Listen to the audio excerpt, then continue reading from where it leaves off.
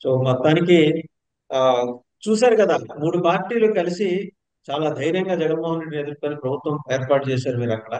మరి ఆక్రమణదారుల మీద కూడా అంతే ధైర్యంగా, ఆ కబ్జాదారుల మీద కూడా మీరు చర్యలు దిగే అవకాశం ఉందా శ్రీదర్శన్ గారు?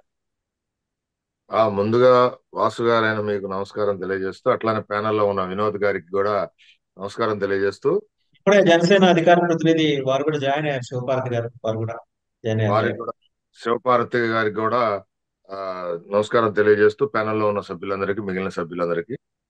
ఇప్పుడు కూటమి ప్రభుత్వం వచ్చింది ప్రజల ఆకాంక్షల కోసం.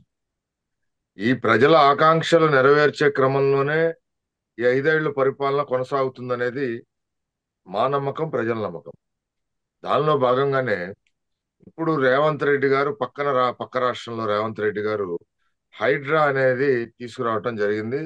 అది ఎక్కడైతే అర్బన్ ప్రాంతాల్లో మరి ఈ ఆక్రమణలు గురైన ప్రభుత్వ స్థలాలు ఉన్నాయో వాటిని మరి హస్తగతం చేసుకునే దిశగా ప్రభుత్వం చర్యలు దిగటం అనేది హర్షించదగ్గ పరిణామం.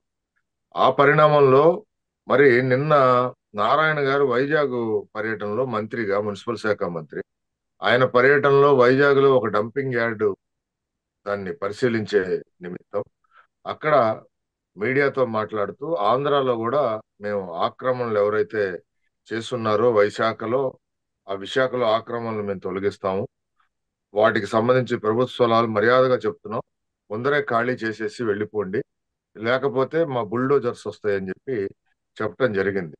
దాని తర్వాత గంట అక్కడ స్థానిక ఎమ్మెల్యే గారు గంటా శ్రీనివాసరావు గారు కూడా మరి ఒక ట్వీట్ చేయటం, వైజాగ్ లో చాలా పార్కులు, సంబంధిత మున్సిపల్ ప్రదేశాలు ఆక్రమణలకు గురైనాయి గత ప్రభుత్వంలో అని. సరే, ఇప్పుడు మనం ఇక్కడ చూడాల్సి శ్రీదర్శన్ గారు మీరే మాట్లాడండి. నాకు చిన్న డౌట్, ఇది ఇతరుల ఆక్రమణలు లేకపోతే మీరు ఇంతకు ముందు లోగడ చేసిన ఆక్రమణలు కూడా దీని పరిధిలోకి వస్తాయా? అవుట్ ఆఫ్ ఇన్నోసెన్స్ అడుగుతున్నాను. అంటే, ఒకటి, ప్రజలు ఇప్పుడు ఎట్లా ఉందంటే సార్, ఏ ప్రభుత్వం అయినా ఉండండి, అది చంద్రబాబు గారి ప్రభుత్వం అయినా ఉండండి, జగన్ గారి ప్రభుత్వం అయినా ఉండండి, ప్రజల నుంచి గనక వ్యతిరేకత అనేది గనక వస్తే, గతంలో తెలుగుదేశం ప్రభుత్వం నాయకులు, స్థానిక నాయకులు ఎవరైనా ఆక్యుపై చేసినా తీయాల్సిందే అది. అదేం తప్పేమి కాదు. అది ఖచ్చితంగా చర్యలు చేపట్టాల్సిందే. కా ప్రజలు నుంచి ఆకాంక్ష రావాలి. ఇదిగో మా ఏరియాలో మా మా ఏరియాలో ఇదిగో ఈ టీడీపీ నాయకుడనో, లేకపోతే జనసేన నాయకుడనో, బీజేపీ నాయకుడనో ఆక్యుపై చేశాడు, ఇది మున్సిపల్ స్థలం కబ్జా చేసి అతను బిల్డింగ్ కట్టాడని చెప్పి ప్రజలు కూడా మరి ఇది చేసుకురావాలా. ఇక్కడ ప్రజల కన్నా ఎక్కువ అండి ఇందులో మున్సిపల్ అధికారులు పెద్ద దొంగలండి. రాజకీయ నాయకులకి ఒత్తిళ్ళకి తలొగ్గి గాని, లేకపోతే వాళ్ళది ఎవరైతే కబ్జాదారులు ఉన్నారో వాళ్ళ దగ్గర లంచాలు మరిగి, పై డబ్బులకి అదనంగా మరిగి, ఆ స్థలం పోతే పోనీలే మంది కాదు కదా, ఆ స్థలం ఉంటేనే కదా ఇతనికి జీతం వచ్చేది రేపు పొద్దున, అది ఆలోచించట్లేదు.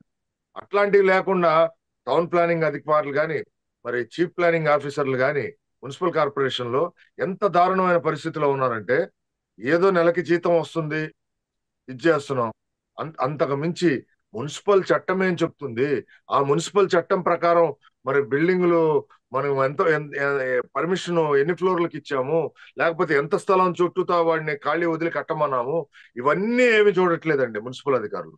కట్- మరి మేము నారాయణ గారికి మీ ద్వారా మేము విజ్ఞప్తి చేస్తుంది ఏంటంటే, అసలు మున్సిపల్ అధికారుల్లో చాలా మందిని ప్రక్షాళన చేయాలి. మున్సిపల్ అధికారులు చాలా చోట్ల పాతుకుపోయి ఉన్నారు. వాళ్ళ ద్వారా ఇట్లాంటి కబ్జాలు ఇవన్నీ గురవుతూ ఉన్నాయి ఆ మున్సిపల్ అర్బన్ ప్రాంతాల్లో. మరి శ్రీదర్శన్ గారు, రేపొద్దు సారీ ఇంటరప్ట్ యూ. మిమ్మల్ని చూస్తుంటే ముచ్చటేస్తుందండి తెలుగుదేశం పార్టీ నాయకుల్ని. ఒక సమస్య మీ దృష్టికి తీసుకొచ్చినప్పుడు చాలా కన్వీనియంట్ గా వేరే దృష్టికోణం మీరు సృష్టించి దాని వైపు మళ్ళించే మీ విధానం, మీకు ఆ ట్రైనింగ్ అలా ఉంటదేమో మీరు మీ పార్టీలో, నాకు తెలియదు. But really I do appreciate you.